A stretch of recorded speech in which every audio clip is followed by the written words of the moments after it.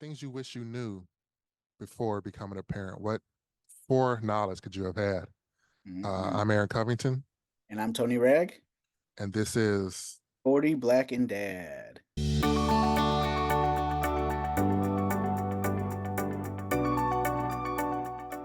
forgot to do this last week because we had a guest. But what's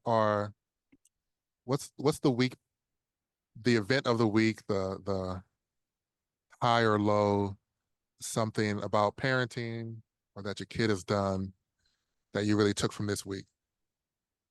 Um, so my kind of milestone thing for the weekend. So it was my birthday. So as we get older, we Right. realize the youth of kids, and I think that's kind of ties into it. So I just turned 41 on May 1st on Wednesday, um, and you realize how age affects you and how much youth your kids have. Like Oh running wow. around the house, like running around the house, like I've been an athlete just like pretty much our whole lives. We've been playing some sport or other, and you think in your head you can still do it, but then when you get an eternal energy 2-year old who can do it, like we play basketball a lot in the house. We have this little basketball hoop, and like I'll be trying to cross him over and jump, like oh, hold the muscle. And he's just like, Dad, you gotta keep playing. And it'd be like 2 hours of just him shooting, throwing the ball all over all over the house. So I realize as we get older, I'm not gonna be Right, able to be because constant in because anything. kids don't recognize fatigue for a long time, No, I'm not gonna be able to and be constant in anything. kids don't recognize fatigue for a long time, and they don't want to sleep for a long time. Mm. So they're going on like a tank that's on empty, but the car is still going. That's them, even when they're totally exhausted. He's still going 100 miles an hour until he literally passes out. Like until it's like, Yeah, okay, I'm just gonna stop right now. Yeah. So it's that's it. that's my takeaways. I'm old and he's young, and we're not gonna have that. Where like he's 10 years old. And like I'm gonna still be able to beat him. Like when he's 10, I'll be 50. Like oh, he's gonna Right. win all those competitions. I'm just gonna hope. My hope is that he's so good that he beats all the other kids too. So Well, that's I was thinking about that today, specifically of I never wanted to be that competitive dad hmm because um they're not really competing against you anyway. exactly. Never, because you'll never compete against them physically. There's a world in which they do compete against you if you're like a lawyer and they become lawyers. You know what I Yeah. mean? You might like in the future world, or if you're in the same job market. But physically, unless you're LeBron James, literally the only person who, or Ken Griffey in baseball or something, Yeah. you're not going to play a sport at the same time as your kid, and you're not ever going to compete against them. So if at 10 my kid can or can't beat me, it's like, can you beat other kids in the thing you want to do? Yeah. I can Exactly. time you, but if we're competing, I just don't want to bring that energy like in the house or, I personally, and we talked about parenting styles a couple of weeks ago, but personally, I would much rather be your champion and coach Mhm. than be your like primary competitor. And that's true, and because as an adult, like we're never really competing against our kid. We're just competing against our younger versions of ourselves. Because That's like, also true. yeah, Yeah. yeah, like if you're 10, I should be able to beat you. But it's like I should be able to, like in my head, I should be able to dominate you because if I was 21 and if you Right. was 10, but I'm Right. 41 and you're 10 or whatever the age may be, like, and I'm mad because I can't dominate you the same way because I can't jump or move as Right. well. Well, yeah, so you're always I competing against think yourself anyway. It's just the the dads, expectations I are think the there. dads that do go that way and they are competitive, they just can't turn it off, whatever it is. Yeah. I don't think there's a problem with it, but you do have to then manage those emotions a different way, I think, or or just beat up on your kid and dunk on them until you can't anymore. I think, like I said, parenting styles is going back to what works for you. Personally, that doesn't work for me, but I know a lot of parents maybe feel like just have different what we would call maybe more old school views on it. It was like, you got Mhm. to beat me. You have to. The world's not going to be easy. I'm training you to be tough. That's not what I subscribe to Yeah. because the world's going to be tough. The world is plenty of time to toughen up a kid. I always thought you don't need to Add be extra tougher at stuff. home. At home should be like a safer place, not safe space, but like feel comfort. But I also understand that it's a lot more nuanced than just saying that, and that That's my way isn't 100% right or right. It's only right for the people that it's right for. exactly, like you said, and every kid is gonna take toughness or that type of environment differently. Like some might thrive in that, some might, sink into depression. Now you just never know. So Right. it's gonna actually go into our topic for today is, what I wish I had known. But it's like you can't parent to what you think the generalization is. You have to parent to what your individual What kid your is. kid is. You Yeah. have and you have multiple kids, you parent multiple ways, and that's something that, I talked to some friends that have multiple kids. Like, yeah, you're not parenting one kid the same as other. Like, Right. one has a strength, one has a weakness. You have to understand that. So that's very Oh, um, maybe my big thing of the week then is a friend came over who has twins, 5-year-old twins, and definitely at 5, they're finishing kindergarten, but such different personalities. Mhm. Such different personalities. But Twins. twins, Okay. a boy and a girl. Oh wow. So different, different gender twins, Yeah. and also completely different personalities. One was very much more extroverted and kind of performative. The others was much like quieter, and like they were coloring, and they both did things extremely creative but completely different in the coloring. Hmm. One was pretty much coloring in the lines, but choosing like a wide array of colors, and the other just started drawing their own picture. But it was a That's pretty cool. fantastical, That's using different colors and just having fun on the page in different ways. I thought that was like really fascinating. That's really cool. Like, and I always wondered about that with twins, specifically, what different gender twins, like how closely their personalities match. And like I said, they both are very creative, but they go about it very differently. So that's always one thing. Like I wish I had twins if I was younger. I can't do it now. It's way too old. But it's just see how those developments take place. So that's very interesting to hear that.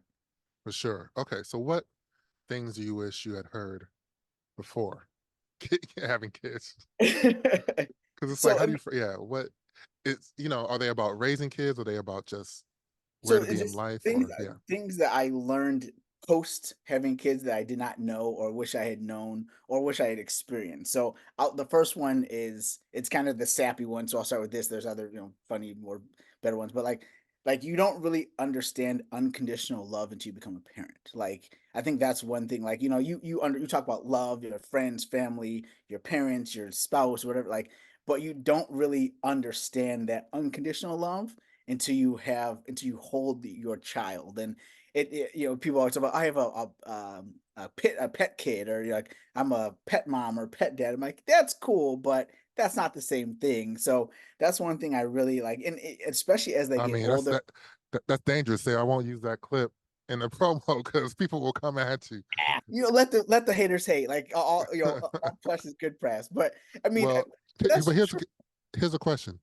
So you're saying you wish someone had explained that to you before Well, having a that's kid? just one thing I learned. So, like, That's one thing you learn. people have always said, like, "Oh, you don't you love your kids a lot." And like when you're young, you're like, "Oh yeah, it's fine. I love my mom. I love my dad. I love my friends. I love these things." But the unconditional love portion of, like, something just opens up when you become a parent, and you just feel like this different sense. And some people feel it right away, when they first hold their kids. Some parents feel it later on in life, or some parents, have different journeys of this. But for me, like, Sure. specifically, like when my son right now, he'll be 3 next month. Like the interactions we're having, like even yesterday, like he was just sitting there watching the show, and I was asking about the show, and he was giving me answers. And he was interacting with me. It's like I realized he's an actual person. Like he's not a baby. He's not like he's a person. Like he has his own thoughts. He has his own, and it's like, oh, this is cool to like have this type of bond with this person. Like we'll only have this bond. Like you'll never have another bond like you have with your child with anybody else. And I think Well, that's then let what me I ask you this. really love right now. Let me ask you this. How does it redefine or help you understand your feelings for your parents then? That's a great point, man. I love that question.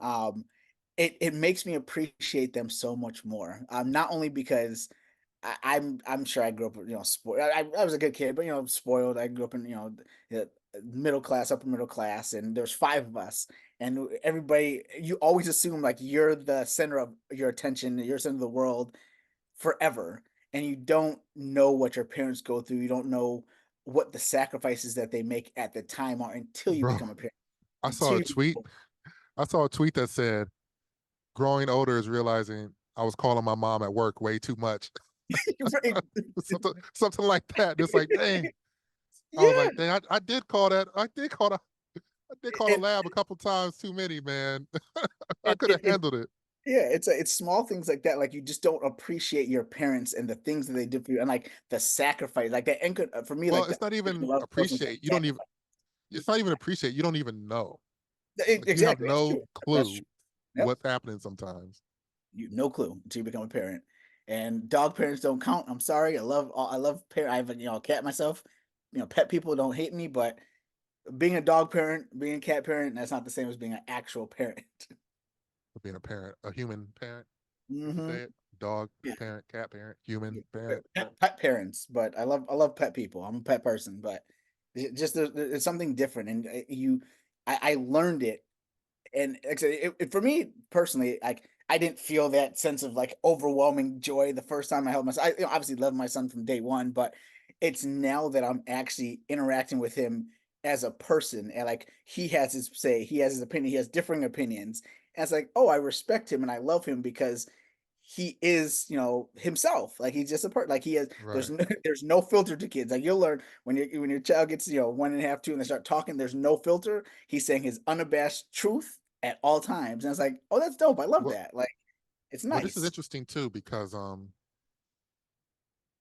something that I was thinking about related to the topic, related to what you said, like no filter or two, but it's this weird psychology that people have where, and I think it's true both ways, that your kid is born and their personality, you kind of see it like the mom with the twins. She was like, I was like, when did their personalities become distinct? She said, oh, maybe after a year or 2 years, she said, but looking back, it was always there, Yeah. right? That I think is true, but also is true. I was thinking about my life as an adult, and I'm so much different now than 36 pre-pandemic. But at Oh, 36, I understood how much different I was than I was at 33, hmm you know? And I've even been thinking like, man, even as a teenager, there were some things that are so radically different. So it's an interesting balance, I think, to say that there are elements of their personality, who a person is at their core, that maybe you can see, hmm but watching those things form in different ways, I yeah, think, is very interesting. For example, a kid who seems like loud and aggressive as a baby may not be an extroverted person, but maybe yeah, they're aggressive in another way in their approach to their studies and their hobbies or towards other people and their openness. Maybe it's not just a screamer. yeah. That's very true. And like I said, that they always have that personality, and they just obviously don't know how to express that or relay that until they get more functional, motor skills or their verbal skills, and then you start to see it. And yeah, I just realized it the other day. I was just talking to him, like we were actually having like a full like adult conversation. We were watching Blippy, his favorite show, and I was asking him what's going on, and there was a dinosaur called like a Diplodocus, something like that. He's like, a Diplodocus is my favorite dinosaur. I'm like, what? Like, how?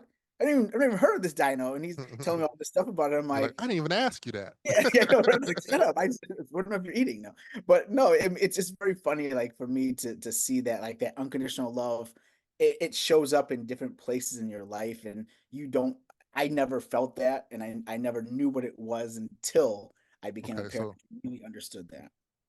that's something you learn. Is there anything else that you thought of before this? There's a few Things other that you things. learned or things that things that you wish you had been told ahead of time? Just you're not going to be, and we've referenced this before. It's not perfect. You're like when I came into being a parent, and when we first found out we were pregnant and you started prepping for us, like I'm gonna do it right though. I'm gonna do it perfect. Like no, I'm gonna do it like no other dad has ever done it before me. And it's like that's not realistic. Like it's not going to be perfect. It's about each day getting up and trying to be better than the day before. for yourself and for your kid. And you're gonna make mistakes, and you make lots of mistakes. And but the next day, are you repeating that mistake, or are you trying to better yourself and then therefore bettering your child? And that's Well, another big one. Perfection here's the is not, question, there's no such thing as perfection, or you know, being perfect. and so that's something you feel like you've learned, or that you wish you were told ahead of time. Um, Both. I wish I was like, I came into like, me and my wife were definitely the parents were like, we're only giving organic food. We're only gonna, he's not gonna do any screen time. Like that's not realistic. Like there's gonna be times where you have to adjust your thought process of what it means to be a good parent, or means to get it right each and every day. And as they grow, you have to grow as well with them. So what you do at day one is not going to be what you do at year three. It's just not. So yeah, that's interesting thing. I was thinking about this, how in terms of the husband wife or mother father situation, Hmm. if you're a dad, no matter how active you are, you're going to be still dismissed in some way Yeah. by somebody or by parts of society or people. But with a mom, well, that's because of the mom, especially if you're not a single dad, right? And a Hmm. mom in a relationship, she's always going to be criticized if the dad is active. That's a good The point. more the dad does, the less people will often respect the mom less. Not that moms that are single or doing the heavy lifting don't also get criticized for how they do things oftentimes. Hmm. And they're doing what works for them, but then there's a criticism that says you're not doing it right.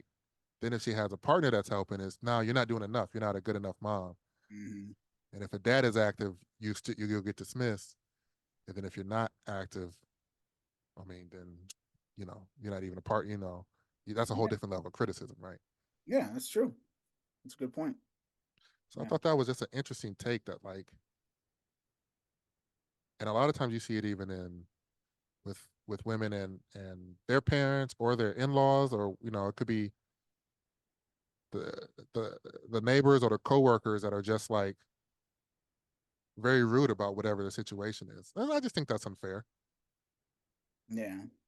That's very true. That's very true. Like, I mean, there's there always is going to be some kind of like balance between like the roles between mom and dad. And I know sometimes like I spend a lot of time with my son because my wife is working or traveling or whatever it may be. And I know she sometimes she feels like she has to play catch up to like spend extra mom time because I've had so much time with him. And now we see him like he comes to me a little more often, but it's also he's a 2-year-old boy. He's like, Daddy does this, so and I'm also like super Right. fun, mind you. Like I play sports in the house, I jump on the couches, like Not I to do something at brag. a 2-year-old. I'm like, yeah, I'm gonna go to this guy. My wife's like, sit down, like she's talking to me, not him.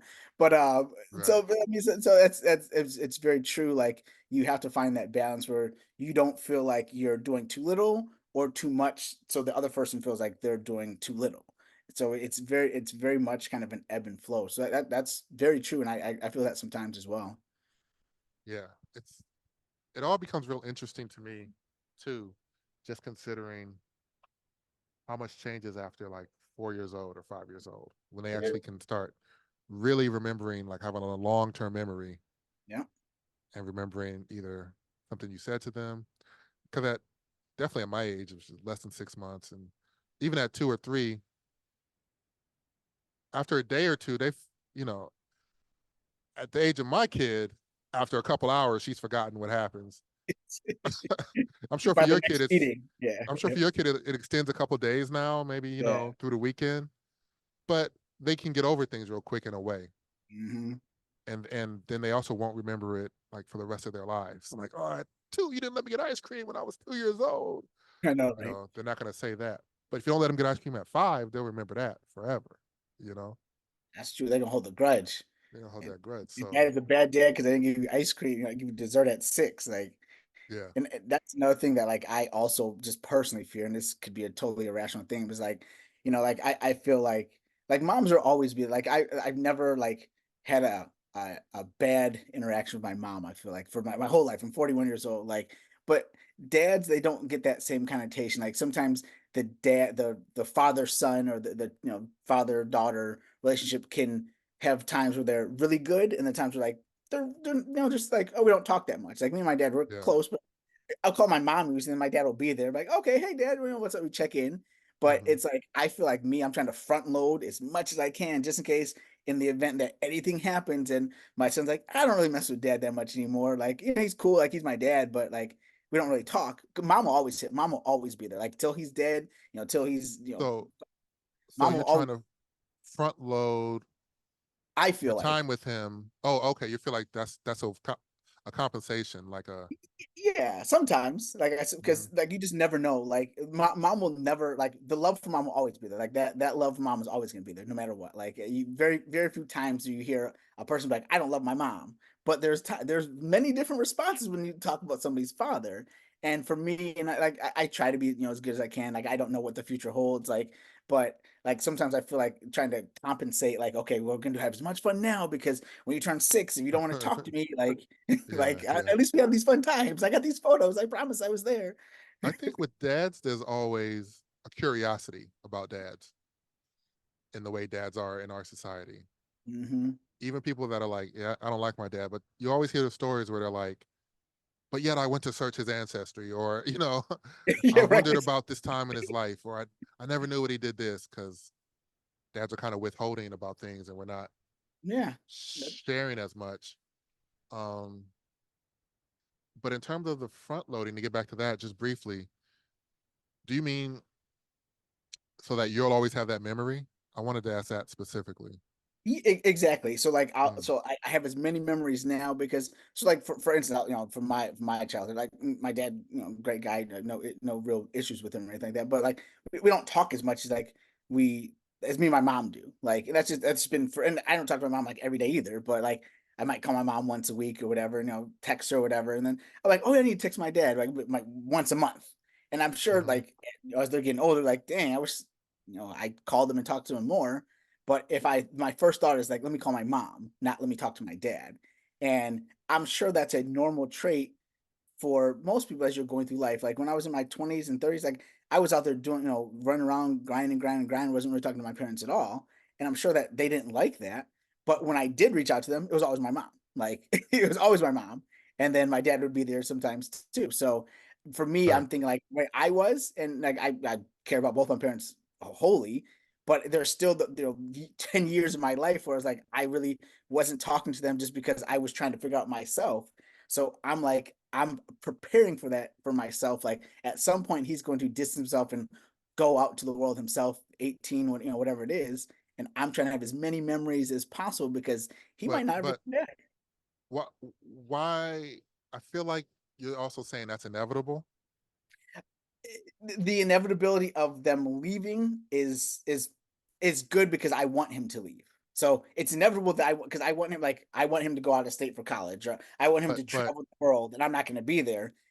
I want him to come lo- back too. He might not. losing losing that connection though. And I think the question I'm asking is, first, there's two different time periods. There's a time when he's living with you, Yeah, which is a different kind of distance.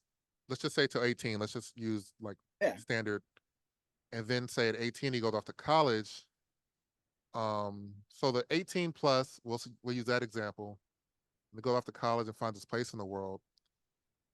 Does that mean that he has, do old habits have to continue? You know, you text your dad, say once a month or once every other month. Let's say that. Do They you don't, feel like and that's what's gonna happen with you and your son? I don't I hope not. And we're in a very different age. Like we didn't have cell phone. Like I wasn't. I guess it's a bad example because I didn't have a cell phone No, until no, but college. yeah, just in terms of I like, wasn't texting. So my hope is this is my hope, and again, it could be irrational. It's like I'm instilling so much like of a good chemistry and good balance with us now that he wants to continue doing this even when he's out of the house and doing his own life. Like he comes and like he asks me for advice, and he wants right. to keep me in his life as a trusted advisor. And I felt like for myself, and like I said, it was a different time. We didn't have cell phones. We didn't have that. I didn't really have that with my parents for those formative years, Right. like after I left college or for college. I never technically went back, for years, and then I went back to stay with them for a little bit, then I left, and now we're on opposite coasts, and we talk, fairly regularly. But again, I think it is probably an irrational fear, but it's Well, I don't something I know. feel myself I don't know feeling if like, it's okay, I want irrational. to have fun now because I don't know if I'm gonna have this later. Right. I don't know if it's an irrational fear or not. I think it's an interesting parental motivation Yeah. to and then now to articulate it and say this is one of the like driving forces for some of the decisions you make, Mhm. maybe sometimes where you're softer on them, maybe, just using that term loosely, or maybe times when, you know, you let them get away with something because you want to, or I think the thing is catering to their emotions at times, Mhm. you know, but also finding a way to maintain a discipline. Because for me, I know like I laugh about it with my mom a lot because she was very much like, oh man, the kids leave the house, and she talked to her mom pretty much every Sunday, Mhm.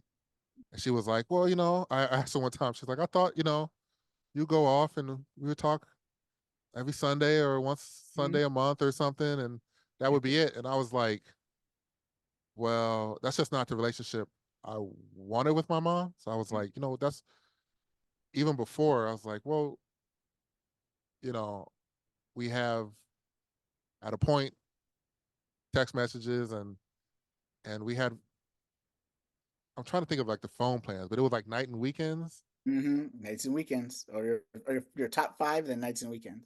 but also pretty quickly like the minutes got absurd.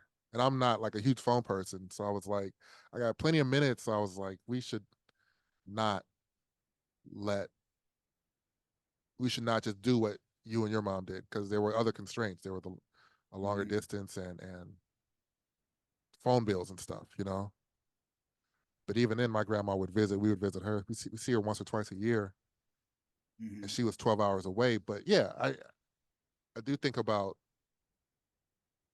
I think one of the things I think about in relation to that is adjusting to kids as they age Mhm. to fit a role in their life, so that communication can stay, so that we can find ways to stay close. Yeah.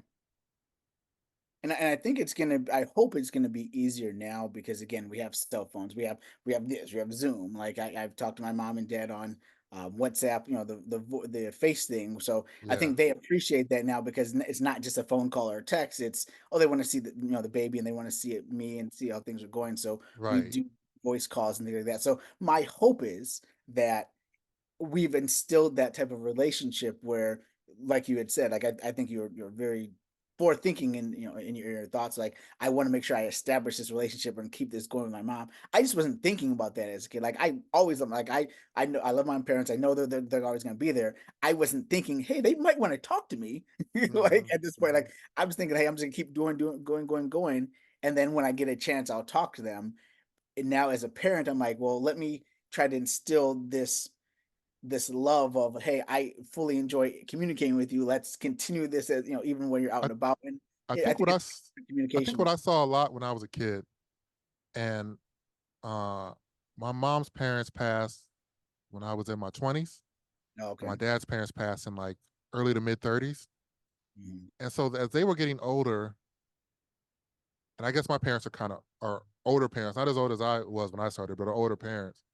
I Mhm. saw my parents yearn to be in communication with their parents.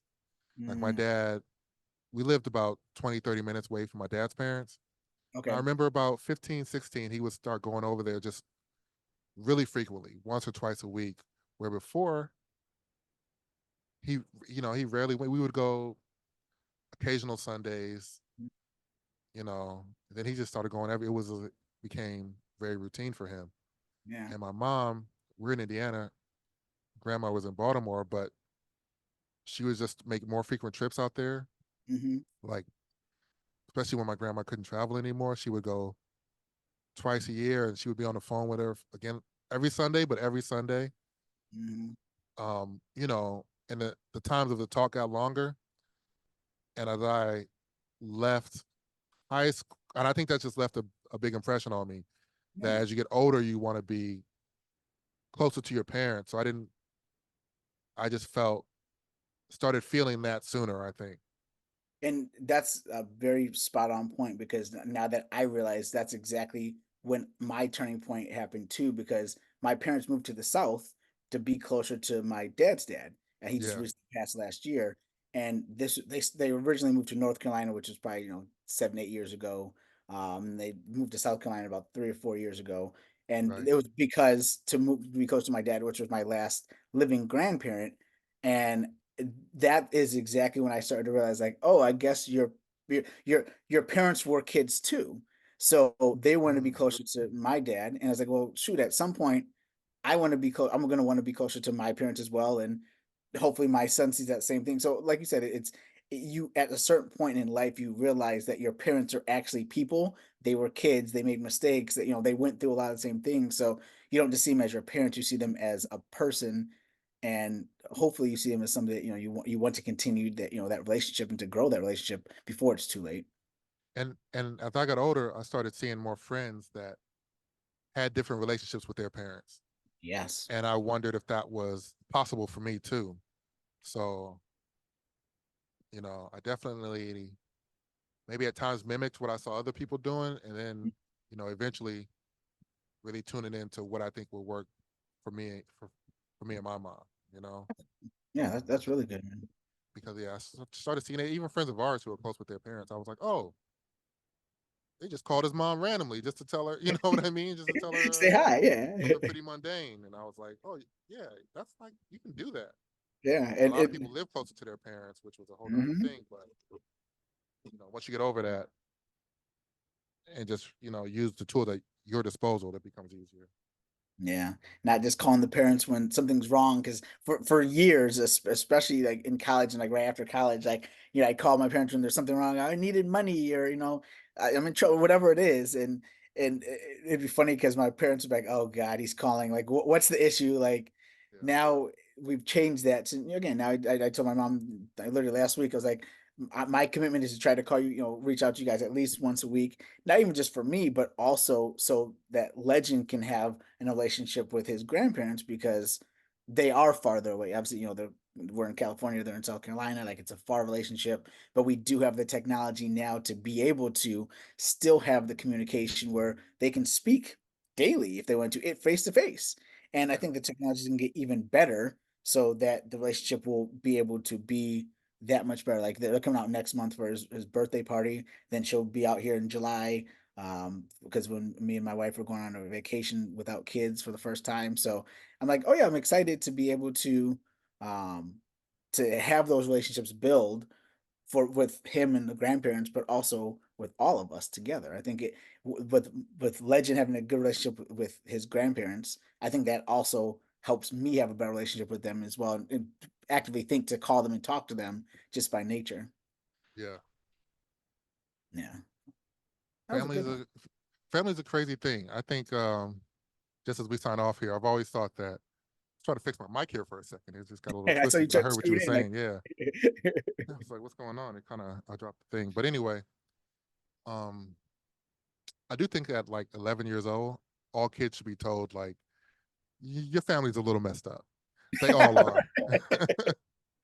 you know, no later than 13, just so kids know they don't have any illusions that Yeah, okay, parts of their family are messed up and yeah, your relationships are going to be frayed at times, but that's exactly. okay and that's normal.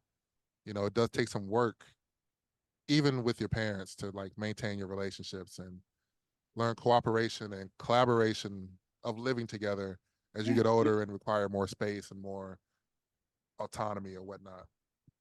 Yeah, that's so true. Like, I mean, like you said, the day I actively realized my parents were just people, and my parents had me young. Like, my mom was like 21, 22, 23, something like that. It's like I thought for myself, like, if I had a kid at 21 or 22, like, there's no way I would have been like emotionally, mentally ready. So it's like I take that and like, and then you think about the time, that was the 80s. Like they didn't have the technology and the help and the systems in place to be able to even to do as much as we're doing now. So it's like, oh yeah, they did the best they could, and they did a good job. And I just hope that we can kind of establish those same type of relationships with our kids and our grandparents, as we move forward. 100%. Um, it it it does go back, and this is like the last thing, and we'll wrap it up because I was thinking about this podcast, and I do think kind of a core mission of it is because we talked about this at the end of the last pod, is that this opportunity to talk about things is really rare. Hmm. And when we have guests on, I usually hit the stop recording, and they're like, "Man, I felt like this is really important. I feel like, I wish I was still recording because there's some good promo there, but kind of a longing for this and a needing for this to be able to talk. And we're able to do it every week Hmm. because we do the pod. So it's definitely a feeling of being here. I want to be able to build it to a place where we are helping men become better men so that they can be better dads. Yeah. And if we have better dads, we'll have a better world, right? Yeah, I agree. I mean, again, there's many statistics out there in regards to parenting. Like dual parent households are it just like obviously single parents they can do it. They're super Well, moms, but dual parent. forget even like the dual parent homes. Just the idea of like, I mean, not forget it.